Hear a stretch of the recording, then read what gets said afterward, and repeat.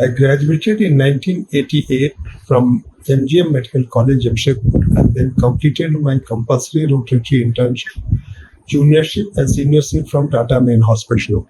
Then I was selected by the Bihar State Health Commission and was posted in a remote block of Samruganj in Patan district. My interest in the SCD was still there, and then I started exploring how to address this. The sickle cell disease prevalence in Jharkhand is about 0.5% among tribal populations.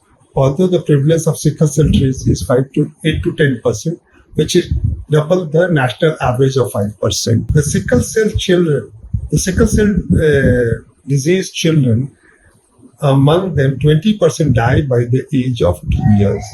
I joined Sanmat in 2020 when the COVID infection was at its peak in all over globally. I was involved in the planning for the COVID immunization entrusted by the government of Jharkhand and NHM.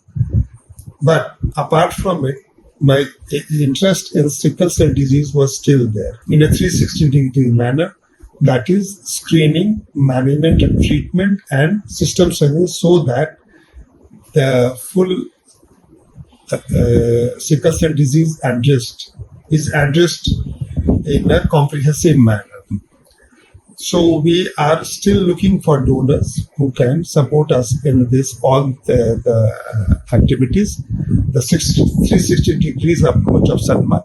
I started exploring how to address the sickle cell disease.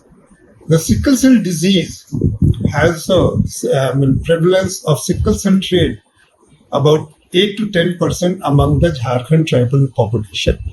But these are all figures, and this figure is double the national average.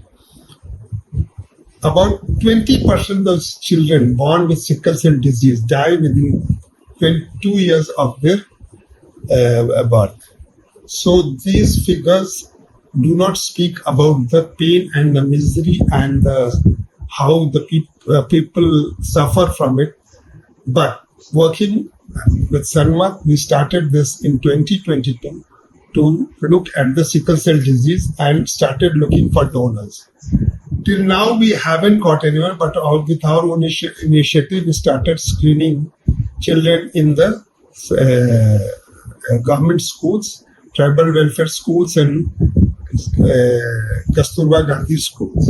So with this background, I'm looking at a 360-degree approach to address sickle cell disease, starting from screening to the treatment and management of these children and patients